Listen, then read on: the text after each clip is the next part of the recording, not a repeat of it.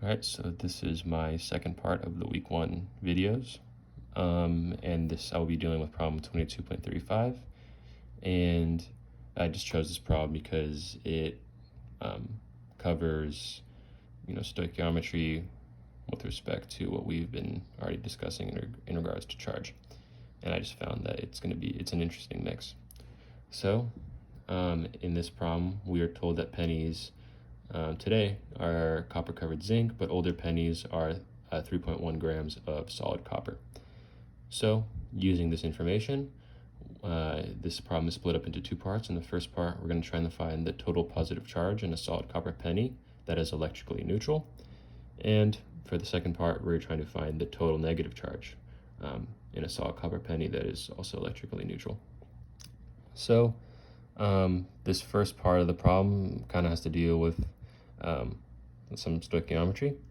So we know that the number of mole in this substance is going to be equal to the mass over the molar mass, and the molar mass being just the mass in grams of 1 mole of the substance.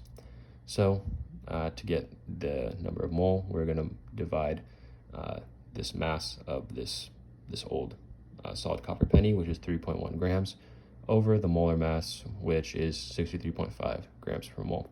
And some of these values, such as Avogadro's number, which we're going to be using in this next part, and the molar mass is just values that you have to look up, or I guess if you have them memorized, you can use that. But yeah, so we're going to find that the number of mole is going to be 0.0488 mole. And we know that in 1 mole of copper, in this instance, there are going to be 6.022 times 10 to the 23rd atoms, and that's just going to be Avogadro's number. So the number of atoms in this substance, which I guess we can refer to as N, is going to be equal to the number of moles times Avogadro's number, which is how many atoms there are in 1 mole of copper. So we are going to find that the number of atoms in the substance is 2.94 times 10 to the 22 atoms. So now that we know that, we can use what we already know in regards to finding the charge of an atom to calculate the total positive and total negative charges.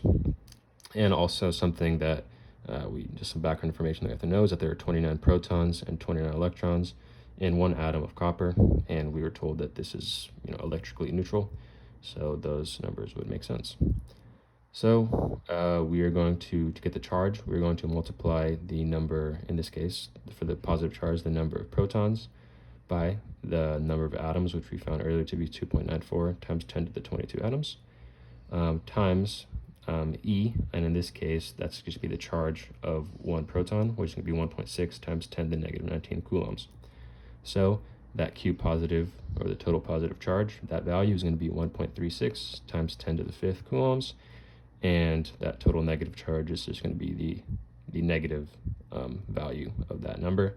And just to make sure, we're going to multiply 29, which is the number of electrons for this negative charge, by the number of atoms, which is 2.94 times 10 to the 22, and by E, which is going to be the charge of an electron, which is going to be negative 1.6 times 10 to the 19th coulombs. And we're going to find that total negative charge is going to be negative 1.36 times 10 to the 5th coulombs. And yeah, this was just an interesting problem because it tied in, we had to know some background information, or at least in my case, I kind of had to look it up. How many protons and electrons were in copper, Avogadro's number, that kind of stuff. But yeah, it was just very interesting.